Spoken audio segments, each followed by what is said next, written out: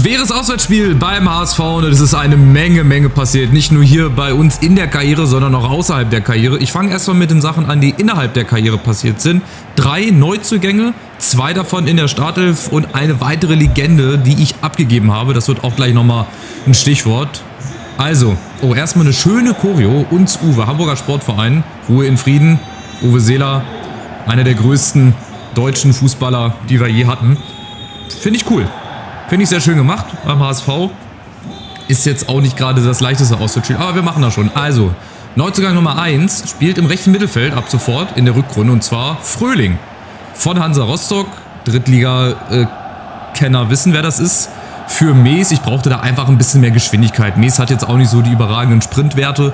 Von daher habe ich da nochmal nach einem günstigen, schnellen Flügelspieler gesucht. Und vorne, zweiter Neuzugang, ein riesiges Sturmtalent, wenn er denn gleich hier an den Ball rankommt. Hekimoglu.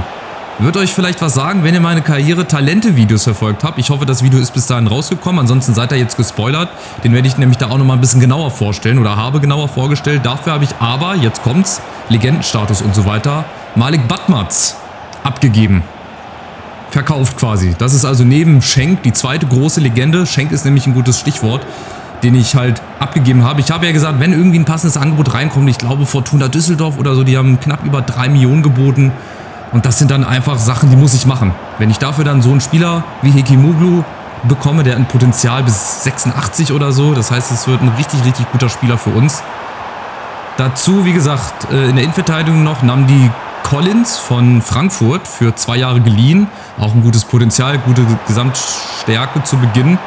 Eine 64, glaube ich, hat er. Da wollte ich ja auch nochmal einen Ersatz quasi haben und nochmal ein bisschen Qualität. Und ich glaube, dass Nnamdi Collins das machen wird. So, das jetzt in der Karriere, jetzt außerhalb der Karriere. Ich musste echt 2-3 Mal hingucken und mir den Kommentar durchlesen. Ich habe eine Drohung bekommen. Das habe ich auch, glaube ich, in 13 Jahren YouTube auch selten gehabt. Wo mir doch ein Zuschauer tatsächlich gesagt hat, wenn ich denn Schenk nicht spielen lassen würde und wie könnte ich denn, dass der auf der Bank sitzt, größeres Potenzial als Behrens und viel besser und so weiter. Und was ich nur mit seinem SCP machen würde, also Wahnsinn, ich habe mich fast schlapp gelacht. Ich glaube, der Junge oder der Nutzer nimmt diese Karriere ein bisschen zu sehr auf die ernste Schulter oder viel zu ernst, sage ich mal so, voll reingesteigert. Ich meine, ich finde es ja, muss ich dazu sagen, auf der einen Seite finde ich es gut, dass hier viele Kommentare schreibt, ja, wo wir auch diskutieren können, wo wir auch Meinungen austauschen können. Das finde ich richtig klasse. Auf der anderen Seite, weiß ich nicht, sowas muss halt nicht sein. Und er hat damit gedroht, jetzt kommt erst das Highlight. Wenn ich den Schenk nicht spielen lasse, dann würde er meinen Kanal deabonnieren. Junge, ey, ganz ehrlich, dann bleib einfach weg. Also so Leute will ich gar nicht haben bei mir, die dieses Spiel einfach viel ernster nehmen als ihr reelles Leben. Er sollte, glaube ich, sich irgendwie Hilfe suchen. Aber gut, so Leute hat man halt, die sich da ein bisschen zu sehr reinsteigern. Da hatte ich bislang noch gar nicht, ey. Weder bei der Eintracht-Karriere noch bei sonst irgendeiner anderen Karriere. Deswegen war ich da so ein bisschen erstaunt. Und das muss jetzt einfach mal gesagt werden. Also ihr müsst ja nicht mit allem, was ich hier mache, d'accord sein, also einverstanden sein. Aber es ist meine Karriere. Natürlich mit eurer Hilfe zusammen, aber ich schaue, dass ich hier die besten Spieler spielen lasse. Und ich spiele seit vielen Jahren nicht nur Ultimate Team, sondern auch den Karrieremodus. Und ich glaube, ich weiß ganz gut und vom Gefühl her, wen ich spielen lasse und wen nicht. Und mir von irgendjemandem vorzuschreiben, wen ich zu spielen lassen habe, sonst wird der deabonnieren. Ja, dann mach doch. Also auf so Leute, wie gesagt, da kann ich echt sehr gut verzichten in meiner Community. So Leute will ich gar nicht haben, die mir irgendwas drohen, weil ich irgendeinen Spieler in einem Videospiel nicht aufstelle. Das war schon ziemlich kurios. Vielleicht habt ihr den Kommentar ja gelesen auf meinem Discord-Channel, wer sich da schon befindet. Wenn nicht, auch hier nochmal der Aufruf, ihr dürft auch gerne auf meinen Discord-Channel. Da seht ihr dann auch immer, wann die Videos veröffentlicht werden. Könnt euch mit anderen Leuten aus der Community unterhalten, könnt schreiben, connecten, keine Ahnung. Aber das war schon eine etwas andere Hausnummer. Also hätte ich nicht so gedacht. Ich habe mir jetzt auch nichts dabei gedacht. Mein Gott, das ist wie gesagt ein Videospiel. Ein Videospiel, wo ich einen Spieler von einem Nutzer nicht aufgestellt habe. Tja, ich habe ihn jetzt auch verkauft. Ich weiß nicht, ob er das schon mitbekommen hat. Ich weiß nicht, ob er sein Leben normal weiterführen kann, so wie er es jetzt macht. Ob er damit klarkommt, den seelischen Schaden, den er davon trägt. Ich weiß es nicht. Wir schauen einfach mal. Und jetzt würde ich mich auch gerne aufs Spiel konzentrieren. Jetzt habe ich hier fast eine halbe Stunde gelabert und wir haben noch nicht so viel gesehen. Die Hamburger waren natürlich besser oder sind auch besser. Ganz klar, machen Druck. Wir stehen momentan eigentlich ganz gut, haben schon 1, 2 kleinere Sachen gut verteidigt bekommen. Aber Nicht so wie im Hinspiel. Da haben wir ja eigentlich auch gut mitgehalten, 0-0 gehalten und dann haben wir durch einen Querpass, der eigentlich nicht hätte sein müssen, uns dann noch das gute Spiel zunichte gemacht und haben dann noch 1-0 verloren. Hier müssen wir jetzt mal gucken. Hier wird es, glaube ich, ein bisschen schwieriger. Hier wird der HSV ein bisschen das Heft des Handelns in die Hand nehmen. Und ich bin sehr gespannt auf Hekimoglu. Wie gesagt, das ist ein großes Sturmtalent, habe ich auch vorgestellt oder werde ich noch vorstellen in dem Sturmtalente-Video, wenn ich es nicht schon gemacht habe. Der hat wirklich ein hohes Potenzial. Ist auch nicht so teuer. Also ich habe ihn ja jetzt hier bekommen mit Preußen Münster. Ihr seht, wenn man das irgendwie hinkriegt, vorher Spieler verkauft, dann bekommt man das auch hin. Achtung, jetzt kommen die Hamburger, die erste große Chance. Und Behrens ist im Tor und hält den. Unfassbar. Und jetzt sind wir dran mit Hekimoglu, mit Janda. Greift niemand an. Janda ist aber leider nicht so schnell. Da kommt Poreba noch hin. Scheiße. Scheiße, ey. Da hätten wir, wenn wir da einen schnelleren Spieler gehabt hätten, wäre das vielleicht ein bisschen besser ausgegangen. Aber wir stehen hinten gut, wirklich. Die Großchance gerade gut. Du kannst ja nicht alles verteidigen gegen Hamburg. Aber so wie es momentan läuft, würde ich das 0-0 auf jeden Fall mitnehmen wollen. Nach vorne hin wird vielleicht nicht viel gehen. Von daher werden wir auch nicht so viel von Hekimoglu heute sehen. Aber ich musste den einfach mitnehmen. Und ich bin ja auch schön doof. Weißt du, wenn ich die Talente schon alle vorstelle, warum hole ich mir das dann nicht selber? Weißt du, ich sage immer, oh, günstiges Talent und geil und... Aber selber hole ich mir sie nicht. Mal gucken, vielleicht im Sommer hole ich mir den einen oder anderen Innenverteidiger, den ich vorgestellt habe. Hier nochmal, um euch das zu bestätigen, haben die Collins auch nicht langsam. 84 Tempo, gutes Potenzial. Das ist auch eine Option für die Innenverteidigung. Fröhling, wie gesagt, 83 Tempo. Hekimoglu vorne zwar nur 66 Tempo, wird aber auch noch schneller. Und wir haben ja auch noch ein paar gute Leute auf der Bank. Für jede Position, Verteidigung, Mittelfeld. Also ist ein gut ausbalancierter Kader, würde ich mal sagen. Und ich weiß nicht, wo es in der Rückrunde hingeht. Ich stelle trotzdem auf Offensiv, obwohl das vielleicht sehr gefährlich werden würde oder könnte. Aber gut, ob ich jetzt hier gewinne, ja gut, ist nicht egal. Aber ich meine, ich rechne heute hier nicht mit einem Sieg. Deswegen können wir ruhig ein bisschen riskanter spielen. Und nutzen gleich unsere erste Chance durch Janda. Zack, 2 Minuten nach der Pause. Einmal ernst gemacht. Und was für ein schönes Tor. Aber gut, Janda macht nur solche Tore. Ich habe noch nie Janda irgendwie anders treffen sehen. Unter die Latte. Der scheint dafür ein Faible zu haben. Keine Ahnung. Auf jeden Fall erstmal viel Platz. Und der erste Assist durch Fröhling. Und dann noch mit der Unterkante der Latte. Schöner Torjubel noch dazu. Also perfekt bislang. 1:0 hier beim HSV. Ausrufezeichen. Das, was wir in Düsseldorf leider nicht geschafft haben. Das, was wir gegen die Hertha zu Hause nicht geschafft haben. Auf Schalke, weiß ich gar nicht. Haben wir auch, glaube ich, 0-0 gespielt. Mal so einen großen schlagen. Warum nicht? Ja, DFB-Pokal bin ich auch mal noch ein bisschen... Ja, sauer nicht, aber so ein bisschen verdutzt, dass wir es da leider nicht geschafft haben. Weil da waren wir eigentlich auch schon im Viertelfinale. Hätten wir noch ein bisschen mehr Geld gehabt. Aber jetzt, wie gesagt, bin ich erstmal zufrieden hier. Wir gucken mal, wie das jetzt hier heute läuft gegen den HSV. Und wenn wir hier gewinnen, vielleicht müssen wir die Ziele nochmal ein bisschen höher stecken. Wenn wir die Großen jetzt hier sogar schon schlagen. Mal gucken, Remberg. Der könnte ein bisschen zu lang sein für Brodowski. Oder komm, kriegt er noch? Ja, kriegt er noch. Durch ihn durchgebackt selber. Hekimoglu. Vielleicht der erste Assist. Und da ist wieder Janda. Schade, diesmal ein bisschen zu weit drüber. Aber das ist genau die richtige Spielweise. Egal wie der Gegner heißt, ja, ob wir jetzt hier gegen Hamburg spielen, Elversberg, Braunschweig und da hast du nicht gesehen. Wir sind einfach besser, wenn wir offensiv mitspielen. Wenn wir uns defensiv nur hinten reinstellen, das funktioniert halt nicht. Hekimoglu, Janda, oh, der kommt, schade, kommt er nicht ran. Ja, aber Hekimoglu holt sich den Ball, der ist halt auch erst 17, müsst ihr euch mal überlegen, 17 Jahre. Großes Sturmpotenzial. Schauen wir mal, ob er es hier ausnutzen kann oder voll entfalten kann. Wäre natürlich schön. Ist auch wieder eine Geldquelle später, ne? Es hört sich blöd an. Es geht leider nur noch ums Geld oder fast nur noch ums Geld heute im Fußball, aber ich brauche das, um hier wirtschaftlich überleben zu können, oder Münster. Und den können wir sicherlich später für 20, 30 Millionen safe irgendwo verkaufen. Jetzt haben wir aber erstmal die nächste Chance und wieder Janda. Da hätten wir auch wieder gehen können. Da war die Chance wieder da. Noch ein bisschen Platz. Und die zweite Halbzeit gehört uns bislang, ne, würde ich sagen. Eine Viertelstunde gespielt. Na, der Eckball durch Janda. Hekimoglu wird wahrscheinlich nicht rankommen. Ach, was sag ich? Da ist er schon. Und da hinten ist Hendricks auf der Linie gerettet. Schade. Nächste große Chance. Jetzt müssen wir aber hier defensiv verteidigen, was das Zeug hält. Viererkette steht. Alles gut.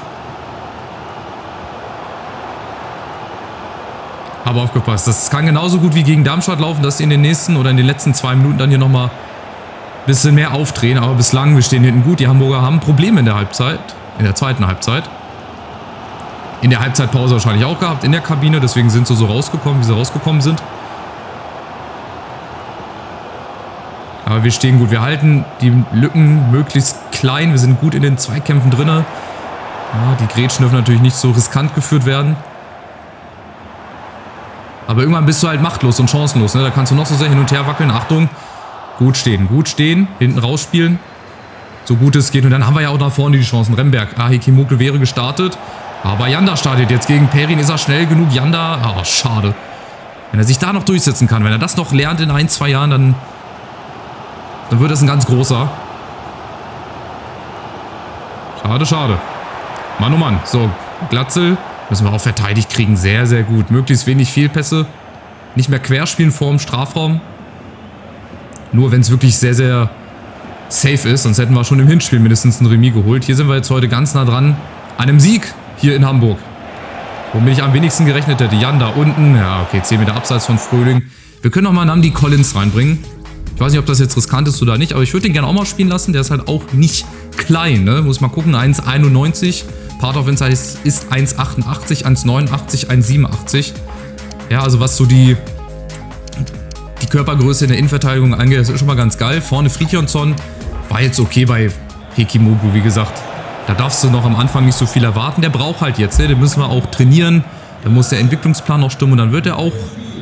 Verleihen würde ich ihn jetzt nicht, weil dafür habe ich zu viel Geld bezahlt. Ein paar andere Talente habe ich auch hochgezogen. Muss ich euch gleich nochmal zeigen nach dem Spiel. Jetzt erst nochmal ein bisschen Fokus hier. Auf die Hamburger. Oh, Bakeriata.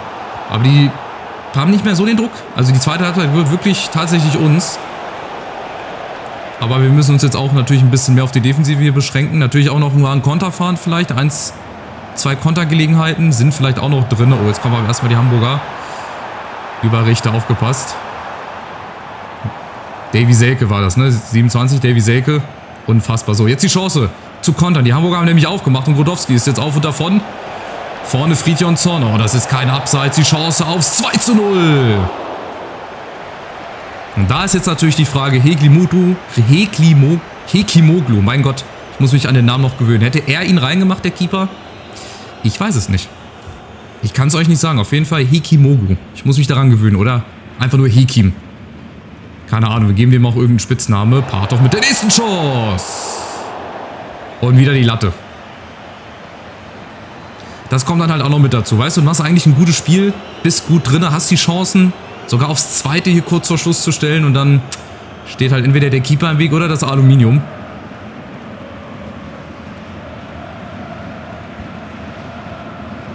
Also ich würde mich jetzt mal ein bisschen aus dem Fenster lehnen, würde sagen, Remis haben wir auf jeden Fall sicher. Obwohl das heute definitiv zu wenig wäre. Also so wie das Spiel gerade hier gelaufen ist, vor allem in der zweiten Halbzeit, wäre ein Remis wirklich sehr, sehr bitter. Ich glaube, wir haben nichts zugelassen. Ich glaube, Behrens musste keinen Ball halten. Aber wahrscheinlich muss er gleich noch einen Ball hinten rausholen. Das müsste abseits sein. Ja, ist abseits, ist aber Vorteil angezeigt. Und jetzt fahren wir nochmal. Ein Konter über Fröhling gegen Elfaldi. Mal gucken, Fröhling. Ja, genau dafür habe ich ihn halt auch geholt, weil er auch noch in den letzten Minuten ein bisschen Geschwindigkeit rausnehmen kann. Und das reicht. Nachspielzeit ist rum, habe ich gar nicht drauf geschaut. Und das müsste reichen zum Auswärtssieg hier beim HSV. Unglaublich. Aber, wie gesagt, unterm Strich verdient. Aufgrund der guten zweiten Halbzeit. Erste Halbzeit haben wir noch ein bisschen gestruggelt. Da habe ich auch noch ein bisschen erzählt und so weiter und so fort. Aber Grüße raus an den, der meint, Schenk wäre besser. Jetzt habe ich auch noch Malik Batmatz verkauft. Das ist ja nochmal ein zusätzlicher Schlag ins Gesicht. Eine Legende hier in Münster. Ich hoffe, dass er das irgendwie geregelt bekommt in seinem Leben. Naja. Machen wir dahinter einen Haken und auch hinter dieses Spiel weitere 3 Punkte. Also wenn ich ja heute wirklich mit vielem gerechnet hätte, aber in Hamburg zu gewinnen, ich habe echt gedacht, wir kriegen so 2-3-0-Klatsche, weil wir halt auch die letzten Spiele wirklich nicht gut performt haben. Jetzt kommt direkt Düsseldorf.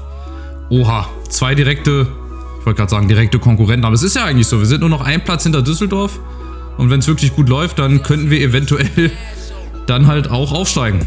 Aber das wäre wirklich sehr, sehr Hanebüchen. So, das ist nämlich jetzt das nächste Desaster. Jetzt haben wir ein Angebot von Düsseldorf, habe ich schon abgelehnt. 1,3 Millionen. Grodowski ist das nächste Angebot für Granada oder von Granada. Wir können ca. 2 Millionen da rausholen. Musa, Nachwuchskeeper.